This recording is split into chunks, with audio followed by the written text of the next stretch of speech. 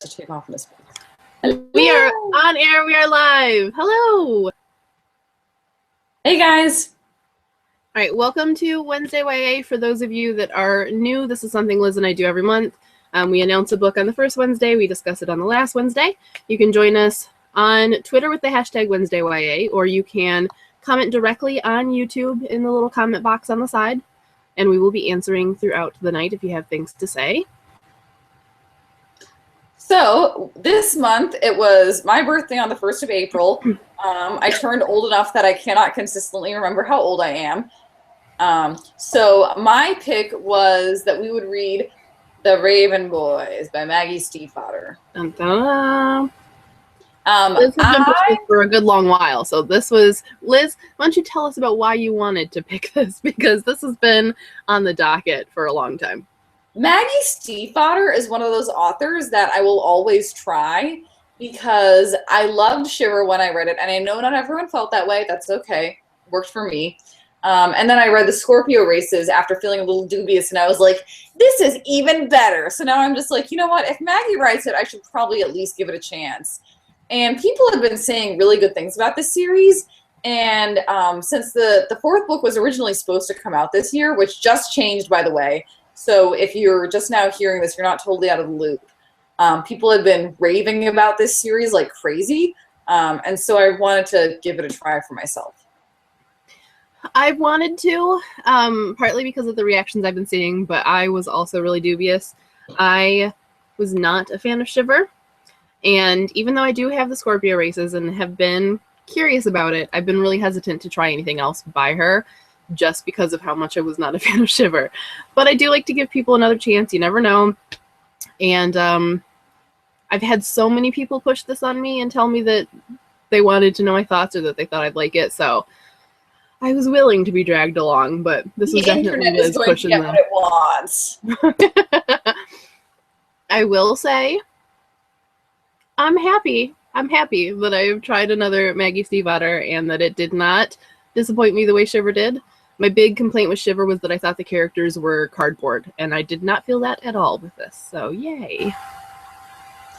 That's, I feel like, a slightly more well, I don't know, actually. I feel like a lot of people actually with Shiver are like, it was fine until they wrote song lyrics, and then it was terrible. Oh, yeah, that was really cheesy. I kind of just skim over things like that. I don't have a lot of sentimental bones in my body, so I tend to just kind of put blinders on for things like that. So it's possible that by the end of this chat, I will feel more positive towards the Raven Boys than I did. I really enjoyed it, but I have to wonder how much the current climate of children's and YA literature changed the way that I felt about this book. How so? So basically, this book is about rich white boys and a girl named Blue. Yes, that it is. And actually, I know it's not all about rich white boys because Adam clearly comes from a very different socioeconomic background and home life than that of his peers. But this is very much like, you're going to read about dudes. Yeah. And they're going to be really rich white dudes. And this book came out, I believe, originally in 2012. It must have been 2012, yes. When the whole We Need Diverse Books movement was not as big. If you're not familiar with that, basically the idea is that last year this big movement gained a lot of momentum. The whole idea being that we need books that are about, you know, characters that come from different races, characters who are of, you know, different socioeconomic backgrounds, characters from different religious backgrounds, characters who are not cisgendered, heterosexual, white, etc., etc. And I do feel like in terms of diversity, this book didn't really live up, which is fine. But on the other hand, I was like, you know, I'm reading about a group of people, white males, that are, as a general rule, pretty well represented in society. I think for a couple of reasons it doesn't bother me. I'm all for diverse books, and I love that there is a push toward that now. But I don't think that you need to throw the baby out with the bathwater.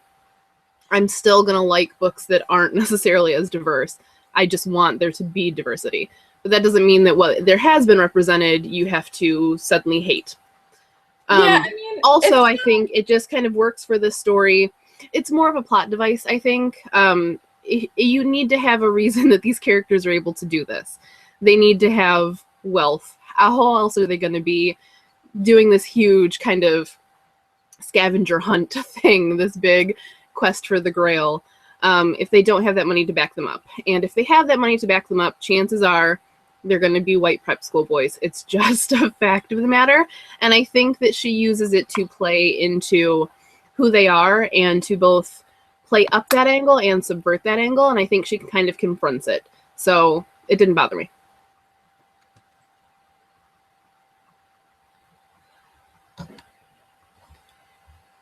Books about, you know, these people, but these people being white cisgendered males. There was this voice in my head being like, what if this book was about women? What if this book was about people who weren't, you know, wealthy? But I think then it wouldn't have been the point of it. So it's interesting because this is very much, like you said, a holy grail story. And there's definitely times throughout the story when even Steve Fodder uses that phrasing. So I don't feel so weird using it. And now that I've read it, I'm trying to think of incidences where an author or, you know, like the screenwriter of a movie has been like, this is a holy grail story, but it's told with a diverse cast. Yeah, I don't know that you really get that so much. Like, nothing's coming to mind, no instances. Because I actually feel like that would sell amazingly in the YA market right now. Right now. But it wouldn't always have. True. I don't know.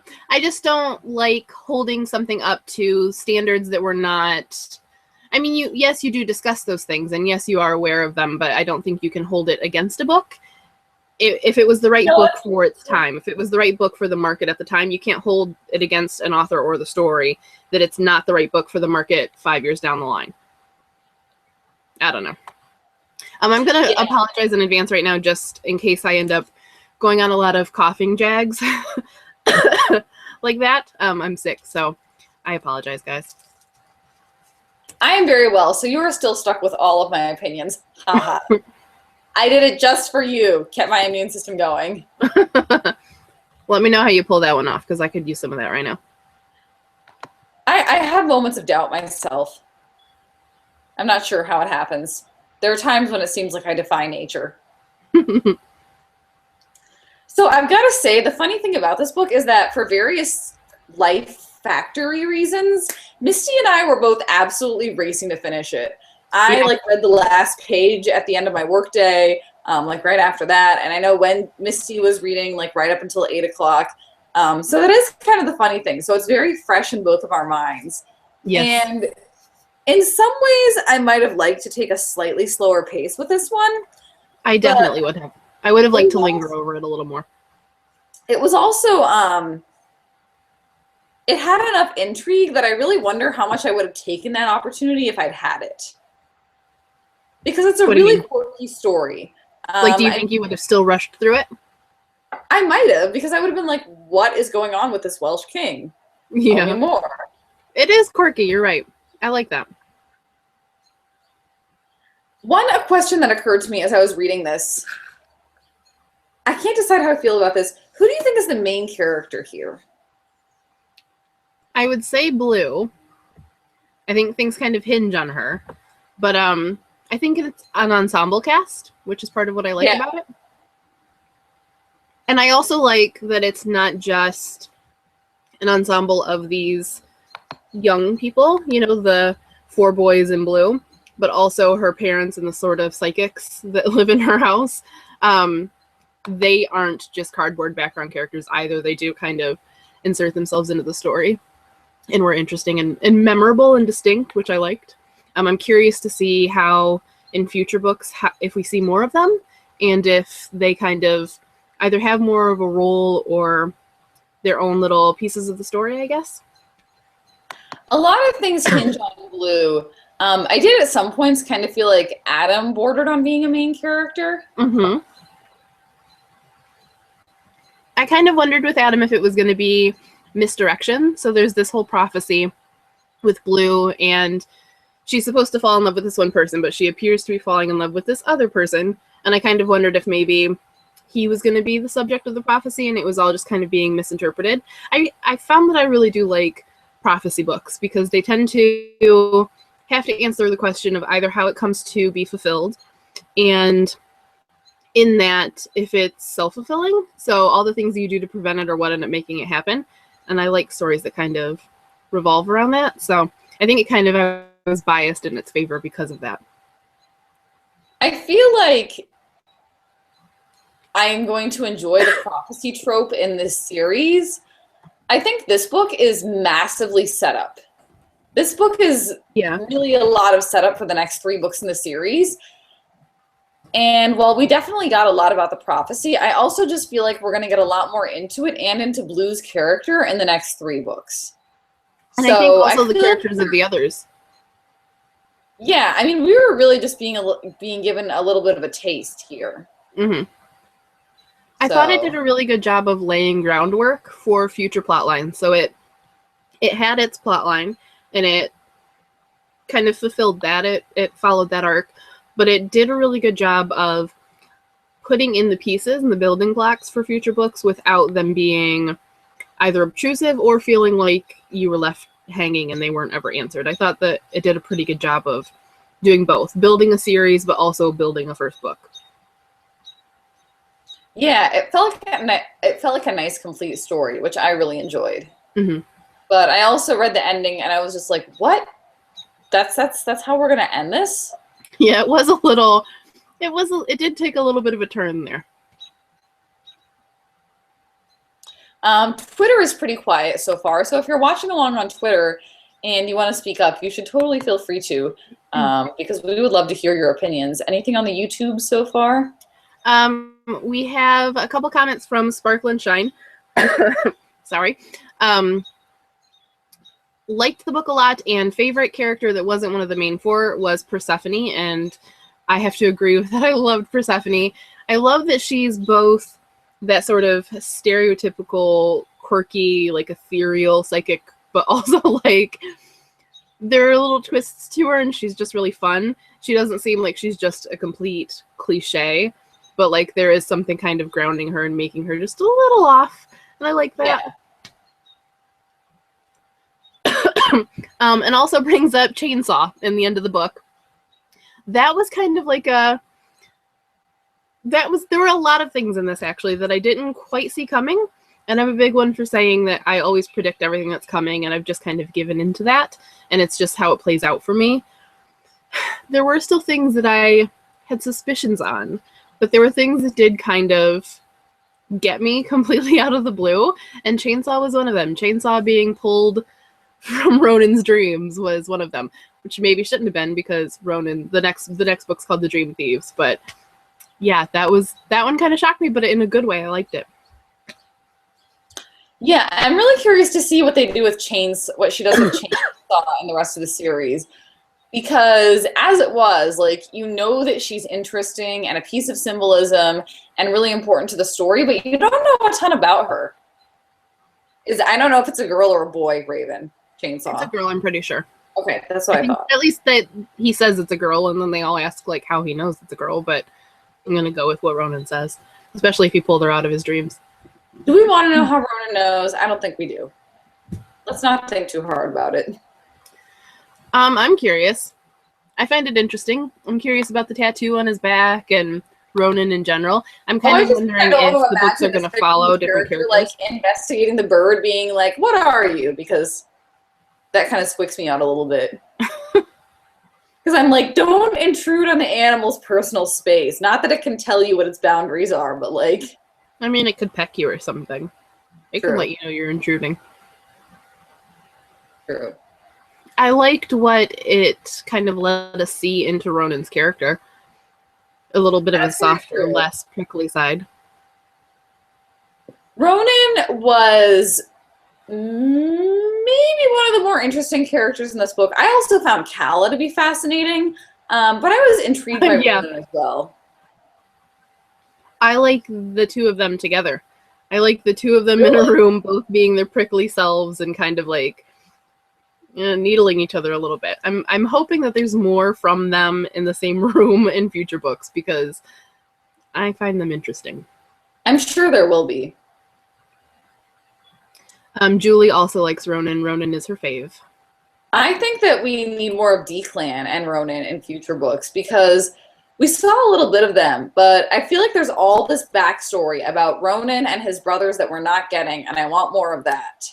There's definitely something there with, however their father died, and with whatever. Declan seems to be almost holding something against Ronan, or I don't know. Maybe he too knows that there's more to the story, the same as the psychics kind of felt. Right. But I don't know if I really found him like a plot device, but I could take or leave Declan. There were times when Blue felt like a plot device. Like, in the end, she ultimately felt like a fleshed out character, but there were a couple of moments where I'm like, are you just a plot device in this story? I would say she's a plot catalyst. Yeah. I don't necessarily... I guess I don't really feel like she's a device necessarily, just because she feels fleshed out. I think there were just times when I was like, so to what extent are you a tool that we are using to find out what happens to Gansey? Yeah. I'm curious to see her part in it based on kind of what her mom reveals at the end with the dad being from, what was the place called? Cabeswater? Yes. Yeah, I'm curious to see kind of what her place in this whole thing is and how the Woods welcomed her back and were happy to see her. She's obviously got a much bigger... It's the whole fated prophecy thing. I'm curious to see how that goes. A Welsh queen? She could be. Who knows? Annie Cardy says that she's listening along, unpacking/packing. So, hey, Annie. What's up? Annie. Twitter is pretty quiet tonight, it seems. So. It happens. It is okay. I know there are a lot of people that loved this, though. If there's anyone out there, though, that really, really didn't like this, definitely want to hear from you.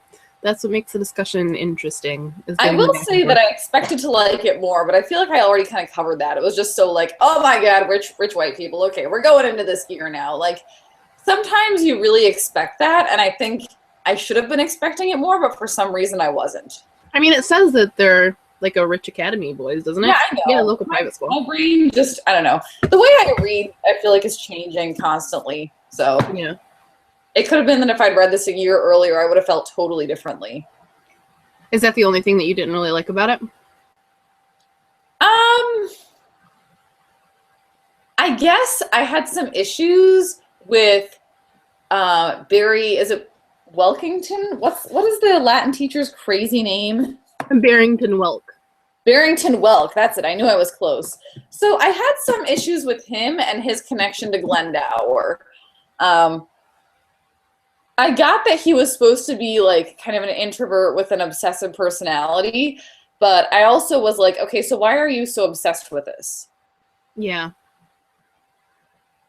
I'm curious more about what made him obsessed with it. It's understandable once he's lost everything and he wants to get back to that and he wants power. Right. But what turned him on to the ley lines before that? Because he already knew about them. So it had to have come from somewhere. Yeah, I am curious about that. So when we were reading about the ley lines, did you feel like Steve Potter went in kind of expecting us to have an idea of what those would be? Or did you feel like the concept of them was really like built up? I already did know what they were, so I don't know. I would have picked up on everything, already. So for me, I thought she laid everything out pretty well and explained things. I don't know. So what did you know about them going in? I want to know this. I was a weird kid. I would read whatever weirdness I could get my hands on. I just always liked knowing all of the strange things. For those of you out there who don't know me, don't follow me enough to know that I'm a pretty skeptical and non-religious person. For someone who is so non-believing, I always find belief really interesting. So all of the weird little things that people believe in, whether it's different religions throughout history or it's superstitions or whatever, I've always been really, really fascinated by those. So anything I could get my hands on as a kid, I would read or Google or whatever. So if it's some weird belief, I probably know about it. Yeah, I feel like I didn't know as much about the ley lines going in, and it was explained enough by the end, but I also wonder how my reading of the story would have changed if I had just known more about them going in. Yeah. I can understand that. I felt like, for me, having some knowledge of it, I thought that she laid things out pretty well, and that having Gansey's journal and his obsession and his willingness to spill his beliefs to everyone was a way of working it in without being info dumpy with it. But I can understand how it would be confusing. Definitely a character in this story. Yeah. As are the Woods, I think. Well, they speak, so I think that's valid. Yeah, yeah. No, I liked Gansey's journal. That was a good way of doing it. I really felt as I was reading this, like this was probably something that Stiefvater has been sitting on for quite a long time. Yes. You know, kind of this whole idea of, I want to write about Welsh kings. And having a lot of, it feels sprawling. It feels like there really is a world and there's research and there's history to this, not just in the literal sense that these, you know, things exist, people believe this, but also just in her story form. It feels like it's been building. And I love that. I love when a story feels like it's really been kind of ruminating for a while and it's going to spill out and be bigger. Yeah. And the interesting thing is that, like, you know, oh, this is a book about rich boys at boarding school and Welsh kings. And it's being marketed as one of the more commercial titles out there in YA right now, in its series components. And it, like, when I say that, I feel like it doesn't sound very commercial, and yet it is, which is amazing. I think it ends up that way because Maggie Stiefvater has such a huge fan base, and the writing in this book is just so lovely that it's really easy to get people interested in it. Well, and I think, too, this is something that's kind of, I hate to call things a boy book, but there is kind of an emphasis on that aspect of publishing things that boys can read too, even though they should be able to read whatever the hell, because girls read whatever the hell. And I think if you look at boy books, a lot of them tend to be quest-based and mythology-based, so it's not that unusual to have Arthurian and Welsh legends built into the quest, because it's something that gets mined all the time, honestly. And with the first two covers, they're what our society deems are things that would appeal to a male audience. So there's also that to keep in mind. They're being marketed that way. Once you get to the third book, blue is on the cover. At least I assume it's supposed to be blue.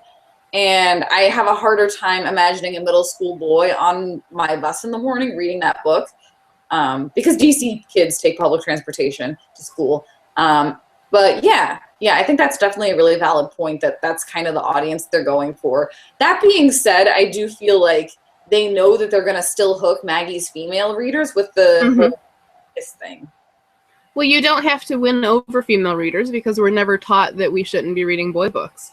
I mean, you don't have to worry about Harry Potter's just as popular for girls as it is for boys. I mean, so you don't have to worry about that hook. I mean, reading is so often, even if we don't realize it, it's pitched as a gendered activity. It's like, yeah, the girls are going to go sit and read now while the boys play football. Right. And that's a whole thing that we should probably not get into, because we could easily turn this. Yeah, we won't turn this into a political discussion. But yeah. I will say, though, that I would think by the third book, they probably feel like their audience, their readership is pretty baked in. So it's maybe not as much of a concern to have blue on the cover at that point, because if you're a boy that's reading it, you're already invested at that point. And I mean, they've seen who the audience is by now. Okay, so like if you're a boy and you bought the hardcover, you can just take the dust jacket off. But if you're a boy and you're getting these from the library, what are you going to do in that case? If you're like, oh, I really want to read this, but this cover, ew. Well, you're still a boy reading a book by someone named Maggie. So if you're going to be worried about that, then you're probably already going to be turned off. These are the things that I think about as a result of spending all day working in libraries. These are the things that I think about because I had originally intended to be a school teacher. So this is always, and being just someone who's, you know, concerned about gender dynamics. But whatever, we're going to get off of this topic. Julie says that Maggie has posted before that she's been writing the story since she was about 19. So, yeah, I think that shows. And she is not 19 anymore. She's not 19. Published many books since then. So clearly it's been a long time in the making. So half of her life, really. I mean, she's like 33, I think. So half of her life would have been thinking about this story. And it feels loving. It feels like she's invested. So I think that is reflected. I didn't really read the Tumblr post announcing that The Raven King is now coming out in February, but I did catch that she said that they take a long time to revise, which I found interesting. When was it originally supposed to come out? I think it was supposed to come out like this September or October or something, so that they were just like one a year, 2012, 2013, 2014, and then 2015. Right. And they just wound up having to push it back, which happens a lot with series. Like, they'll be going super strong into like the third book, and then they'll get to book 4 and be like, crap. Especially if I don't know if it's going to be the last book, but I think that happens a lot when you're down to the end because you've got to reconcile all of the loose threads. Isn't it?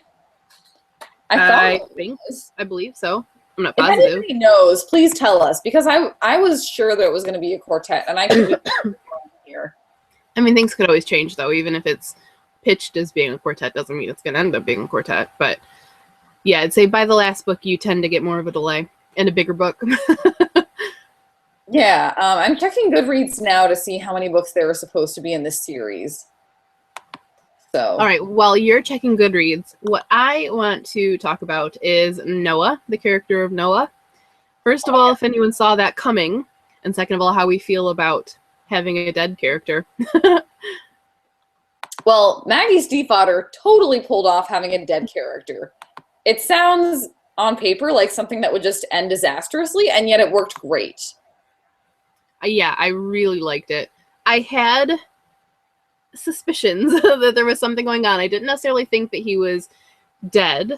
I did think that we were going to have some revelation with, but I didn't necessarily put them together that Noah was Zerny. But I did feel like something was going on with Noah, just the way he was described, and things seemed a little off with him. And he was really attracted to Blue, who is this energy source. But it still kind of took me by surprise when they found his body and it was Noah. I was like, I felt sad for him. And I was like, no, don't let us lose Noah. But then we didn't, so it was okay. As of right now, by the way, Goodreads does say 4 books. And Julie just posted that as well. Finding Noah's body was so heartbreaking because, you're just like, it just happened so quickly. It was definitely not something that I saw coming at all. I mean, I figured there was something going on with him because he seemed more aloof in some ways than the other boys. Yeah. He seemed more distant, but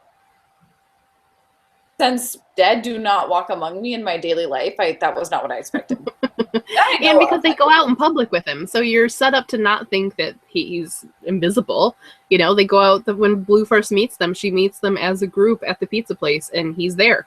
He's described as the smudgy boy, and she sees the smudgy boy. So you're not anticipating that he's going to be not real because he's in public. But that's good foreshadowing, though, because it's almost like she's saying, you could be part of my imagination. I know this. I was a little... It's one of those things, too, once they found his body, where I think you're also, again, set up to have the height of, like, the anxiety of it, because it's in the woods, and they've already come across Ronan's stone, which was written in the future. So you don't know if they're discovering Noah's body and he's Zerny, who's been dead for 7 years, or if they're not the same person and they've come across Noah's body and Noah's going to die at some future point in the woods, because time is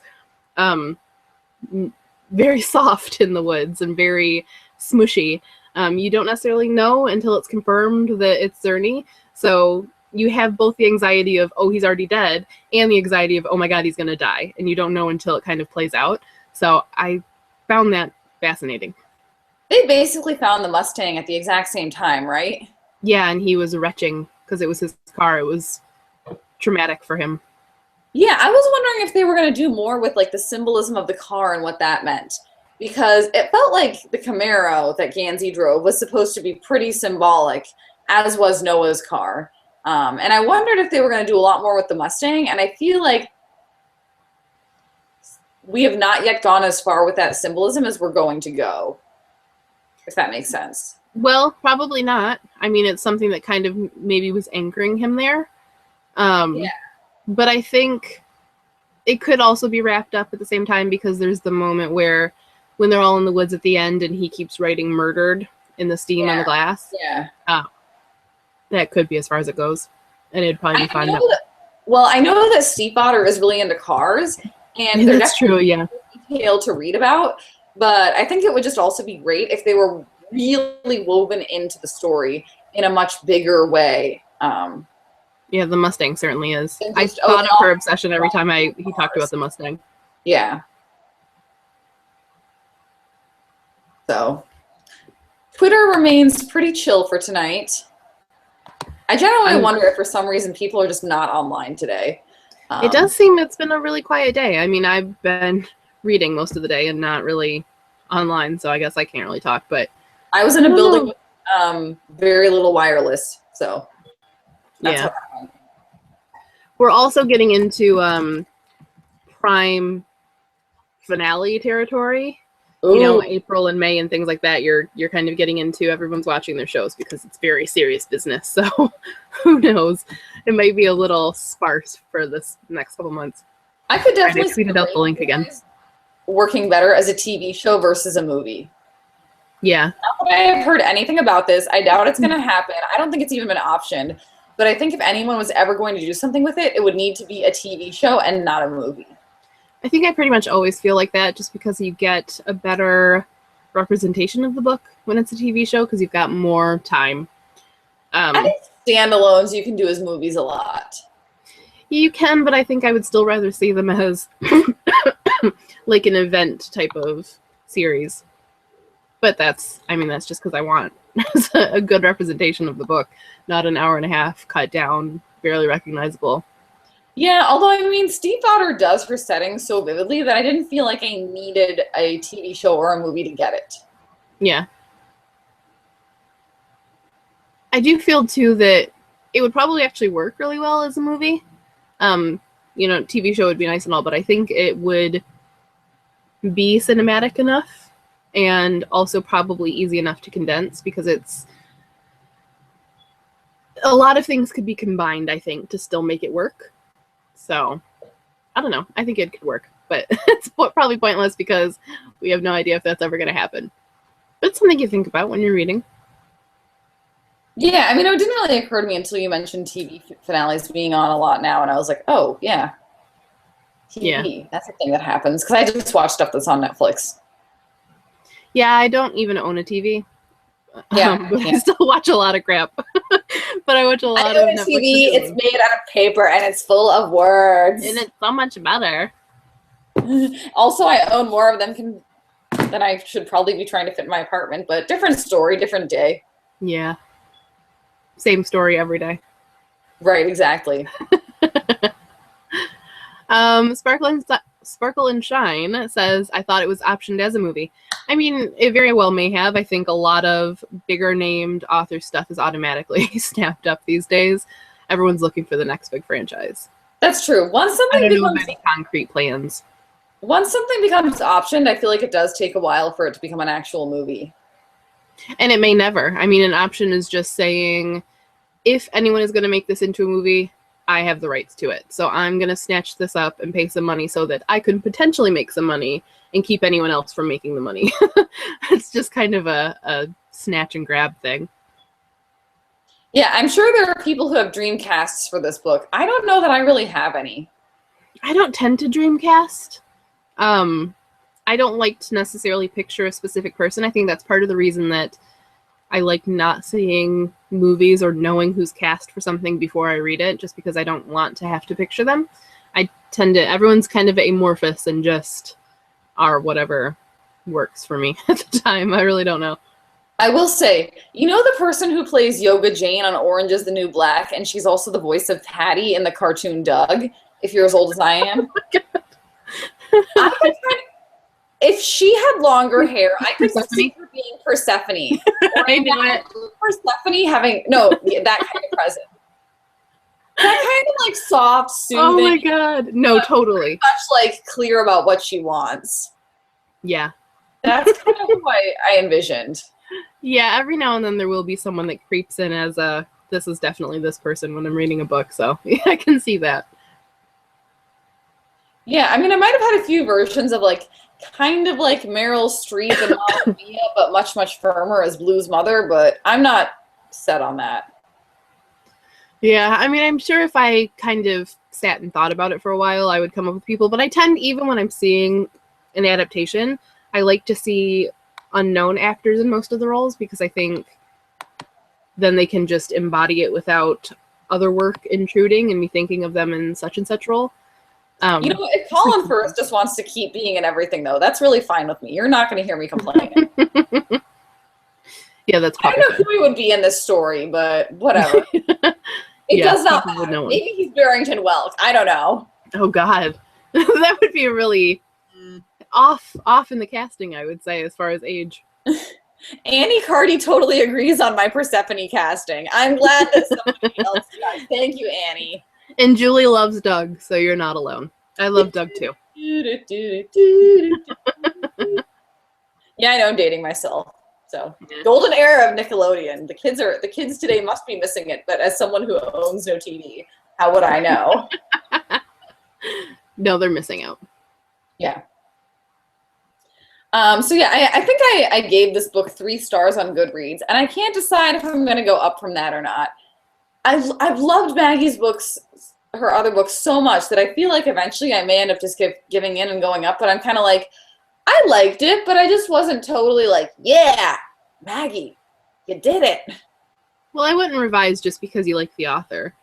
I mean, you might change your opinion the more it sits with you, but I might change my opinion if I reread or if I did the audio. Has anyone read the audio of this book? If you have, let us. Full cast if you're getting different voices. Ooh, full cast. Fancy. That would be nice.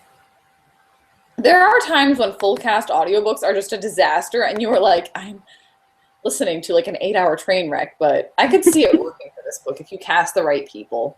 Yeah. I'm really picky on audiobooks. The narrators, if I don't connect with the narrator, or if I have pet peeves with how they pronounce things or the voices that they throw, I can't do it. How did you pronounce Aglionby, by the way? Did you say it like Aglionby, or in your head was it pronounced differently? I went so back and forth with that damn name. I think I just started like mumbling it in my reading voice in my brain. Like it was driving me nuts that I didn't know how to say it. Aglionby. I went back and forth with it, and it just irritated me. Okay, because I kind of wondered about that, and there didn't seem to be a definitive answer. Well, what can you do? Yeah, I have no idea. So do you intend to read the second book anytime soon? I don't know how soon I plan to read it, but I'll read it someday. Yeah. I have a copy. Like you might as well wait until closer to the release of book 4 so you can just kind of soldier on. Yeah. When I was at ALA, when that book was coming out, I had one of the publicists push a copy into my hands. It was the last one. And I told her, I was like, I haven't read The Raven Boys. And she was like, I don't care. You have to read this. So I have it, but I was it's been sitting on my shelves forever. I didn't think it was ever really going to be touched. But so I think I actually do want to read it kind of soon. And discuss The Dream Thieves, you should definitely tell us, because we're more likely to do it if people are egging us on. Yeah. In this case, I just nagged Misty until we were finally able to do this one and gave it to her for Christmas. Yeah, she brought it up every chance she could. And then this month, since it was Liz's choice and I had no control, it was happening. I knew before she even announced it that it was happening. I'm so maniacal. Yeah, I don't know how soon I'll be able to read it just because I always have a really full reading schedule. But I actually do kind of want to read it soon just because I like the quest aspect and I want to see what comes of it and I want to see what comes of the prophecy. So, and I was able to read it in a day. So obviously that's not ideal, but at the same time, if I'm going to have to read something for that long a period, if it's irritating me, I'm going to put it down. And I don't care if I don't finish it. I would have just gotten on here tonight and been like, look, guys, I couldn't do it. I'm sorry. I got this far. That's if it was bad, neither one of us would be here now. But it was, in fact, beautifully written. Even if I had issues with the plot, like Maggie's writing is gorgeous. Yeah. So that alone, the fact that I was able to just power through it in a day and not hate it, tells me that I probably want to read it sooner rather than later. If you're the type of person who read Shiver and is like, I cannot stand the writing in this book, then I would say that you should still give this one a try, because I think that most of your issues will probably be resolved. That said, there is still kind of a love triangle, so if you're over that, then this might not be the thing for you, because, I mean, it's not super obvious, but there's definitely traces of it. I kind of like the way it plays out, though. It's different. It's almost like fighting against a love triangle. Yeah. I don't know. It's hard to explain, but I think even if you don't like love triangles, you might not hate this as much. I felt like it was very much kind of changes. Blue was like, look, I'm not falling for the guy I'm supposed to. And Gansey, instead of being like, Blue, I want you, I need you, was just kind of like, yeah, you like my friend. You're supposed to kiss me. Whatever. That's nice. Yeah. I have other things to worry about. I like the way that plays out. Julie says... Love square. I wouldn't. Nothing would surprise me. Julie says that she really enjoyed the audiobook, and it's a single narrator. And Winter Winters says Jim Dale is one of the best narrators out there, I think. I've heard that a lot, but I've never actually listened to anything that he narrated. But I have a friend that loves him and will listen to everything that he narrates. Jim Dale does the American Harry Potter books. Apparently Stephen Fry does the British ones, which you just can't beat that. You just cannot. I haven't listened to them. I can't even picture that. Really? Really, like I can't wrap my brain around that. I need to track them down and like listen to a sample now, because that just sounds, I don't know, that doesn't fit for me. I would listen to bits of Fry and Laurie. If that doesn't fit for you, we'll watch, really, because it's a show. Yeah. Because you really see Stephen Fry acting silly in a way that's not as dry as, say, Jeeves and Wooster. And so I suddenly think that you'll watch that and see how he can be a great audiobook narrator. Or at least that's how I don't doubt that. I love Stephen Fry. I don't doubt that he couldn't be a great narrator for an audiobook. I just don't... that's not who I would have pegged if you would have said, like, who narrates Harry Potter. Wouldn't have guessed. I think so. I could be wrong. You guys should correct me if I'm wrong, but I think for some of the British versions. Interesting. He's got a super serious voice, which is really funny. I know we're getting way off topic here, by the way. And I'm only a little bit sorry. Yeah, that happens. I can't imagine him narrating. Actually, I kind of can, because it's like boarding school Welsh, you know. But I'm sure Jim Dale also does it justice. Yeah, I would like to actually listen to both and compare them. Oh, you know what? Annie Cardy says that Jim Dale is the narrator in Pushing Daisies. So that makes me persuaded that this would be an amazing audiobook. Did you watch Pushing Daisies? Oh my god, obsessively. Okay, I was heartbroken when that was canceled. I was so sad. I can't even. I have to watch season 2, and I'm saving it for a dark time in my life when I really need it. Because oh my god, it's so good. It's disgustingly cute, by the way. Yeah, best ever. I love it. I love everything about that show. Every last thing about that show. It's okay. Watch it if you haven't. We're getting off topic again here, but Pushing Daisies. Yeah, I need to buy it actually, because I don't own it, and it used to be on Netflix or Hulu, one of the two, and I had like a really strong craving to watch it probably 2 or 3 months ago, and I went to find it and it was nowhere to be found, and I was so sad. This is really useful to know for future gifting purposes. When we talk about exchanging gifts and I'm like, hey, I got Misty Pushing Daisies, no one will be surprised. And then every time you're trying to figure out what I'm doing, I'll just be watching Pushing Daisies on repeat. Exactly. So good. It's so good. Anyway, that has nothing to do with any of this. Well, it did. Roundabout. There's a tangent in there somewhere. I have the hard copy of this, which has a giant frickin' bird on it. Yeah. And you have the paperback, which, if you want to show people, has a giant frickin' bird and the 4 boys. Oh, come on. There we go. Which do you prefer? The hardcover. The boys just look. Now, I love The Outsiders by S.E. Hinton. Like, you don't even understand. I went through a serious S.E. Hinton phase. But is this not, like, Pony Boy is in there, you know? Stay Gold, Pony Boy. He's in there somewhere. Stay Gold. Also, it's just kind of cheesy. If you would. Like, that's going to be dated really quick. Anytime you show people, there's always the chance that it's going to start to look silly. It does kind of, but I will say, The It does thing a is good job that of making them we're all, actually look like high school boys. They look young. They don't look like 25-year-olds playing a high school boy. So that's good. we're all like, stay golden, pony boy. And I'm sure kids who look at this cover are like, who put One Direction on this book? Yeah, I definitely prefer the Who made hardcover. them emo and let them be on this book cover? It would sell like hotcakes. What? I can't imagine like One Direction going on a quest. It would be like, we are finally going to tell her what makes her beautiful. There's your dream casting. That's who's going to play them in the movies. In a way that's not at all obtuse or like hypocritical or anything like that. That's funny. Okay, now we really do need to stop. All right, so we're getting down to the last 15 minutes. So anything else anyone wants to weigh in on before we move on to May's pick? I'm trying to think if there's anything else that kind of stood out to me. Other than the psychics, I really did like how all of it played out as far as their powers and how they interacted. And Blue is going to turn out to be way more powerful than they're hyping her up to be in this book. oh, definitely. She's going to be a key. She's going to be at the center of it. I liked how the psychic thing was handled.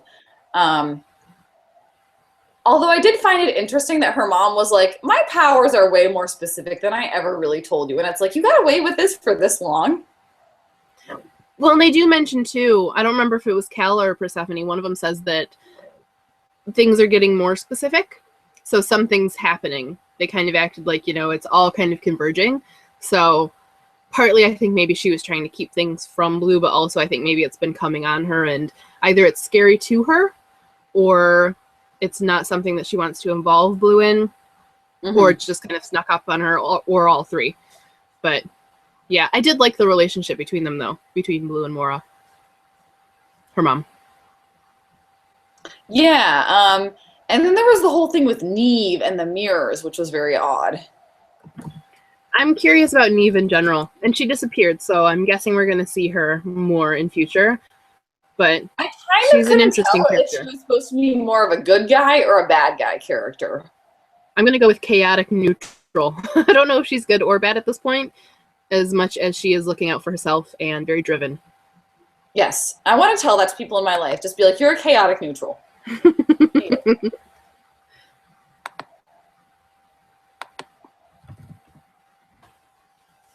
Any last questions on the Twitters? Twitter remains very chill, which is fine. So I think kind of everybody liked it.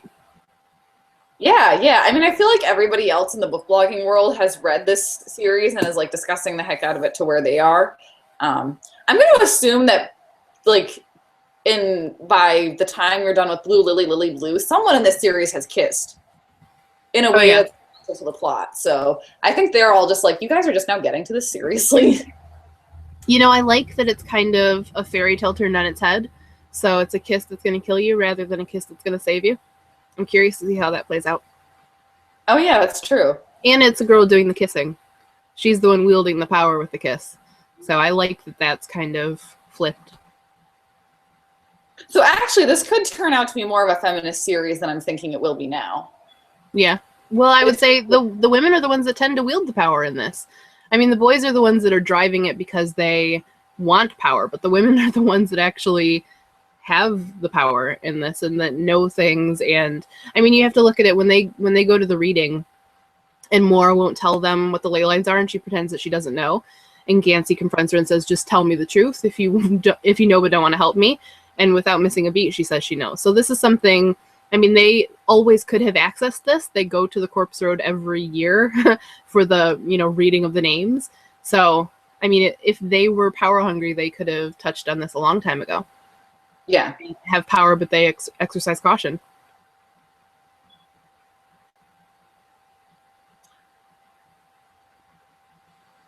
All right. Should we start thinking about our May book, or? I would say so. Okay. So far this year we did Legend in January, which was dystopian, historical fantasy in February, Dark Triumph. We did fantasy in March, The We Free Men, and of course The Raven Boys. So we're kind of thinking it's time for a change of pace. Or Liz is. I could read fantasy all the time and contemporary sparingly, but I'm ready. What I did was I put the names of all of our contemporary options in a plastic bag, and I'm going to randomly pick one. And I'm not going to look at them. I'm going to make a lot. For those of you who are unfamiliar, we do have all of the books that we own together that we both have shared on our shelves. We have them all organized into a list on Goodreads. So if you ever want to go and pick through, we have a Wednesday YA shelf. You can go see what we've got, suggest things for us to read. That's the list that she's talking about that she pulled from. And I've picked a title. Do you guys want to know what it is? Dun, dun, dun. A Blue So Dark, which is by Holly Schindler. I wonder if I have that close on my shelves that I can show you. I don't think I do. would have to get up, so I'm not going to do that. I don't blame you. Mainly because I think can you're reach it. leaving the frame. I mean, I know you guys would have some bookshelves to look at, but... So we'll announce all about that next Wednesday and invite you guys to join us. But same thing as this month's last Wednesday of May, 8:30. We'll be talking about it live on Twitter and on YouTube. Yeah, and you guys should let us know how you feel about all the series that we've kind of started but not really continued, because at some point we could read The Dream Thieves, or if Misty gets Mortal Heart, we could read that. There's just so many options. Yeah, we could do Mortal Heart, and then we'd have kind of gone on that whole series. Yeah. If you guys aren't familiar with The Blue So Dark, I'm going to pull up a synopsis on Goodreads. So, it's taking a minute to load. Do you guys want me to read it? Yes. 15-year-old Aura Ambrose has been hiding a secret. Her mother, a talented artist and art teacher, is slowly being consumed by schizophrenia, and Aura has been her sole caretaker ever since Aura's dad left them. Convinced that creative equals crazy, Aura shuns her own artistic talent. But as her mother sinks deeper into the darkness of mental illness, the hunger for a creative outlet draws Aura toward the depths of her imagination. Just as desperation threatens to swallow her whole, Aura discovers that art, love, and family are profoundly linked and together may offer an escape from her fears. So some nice light happy reading for me. It sounds like it's actually got kind of an uplifting tone. Yeah. I don't think it's very long either. It's like 200 pages. I think I actually picked it up at the Twin Cities Book Festival a few years ago because it was $5. And I was like, sure, I will read this, and if I don't like it, I will pass it on. I actually think I have an arc of it. I could be wrong. It might be a finished copy, but I'm pretty sure I got it at ALA. And just it came out in 2010, so that's an aged arc if you have it. Yes, I went to ALA in 2010. So yes, it's an old one. Yeah, that was 5 years ago. Yeah. Which is just crazy. So I don't even know what to do with that information. Well, there you go. Enjoy it. Treasure it. I'm not seeing a whole lot more on the hashtag right now. I would say we can probably wrap up a couple minutes early. Yeah. Might as well do that. All right. So those of you who did come out and join us, thank you for coming and chatting with us. If you missed it and are watching it late, still weigh in.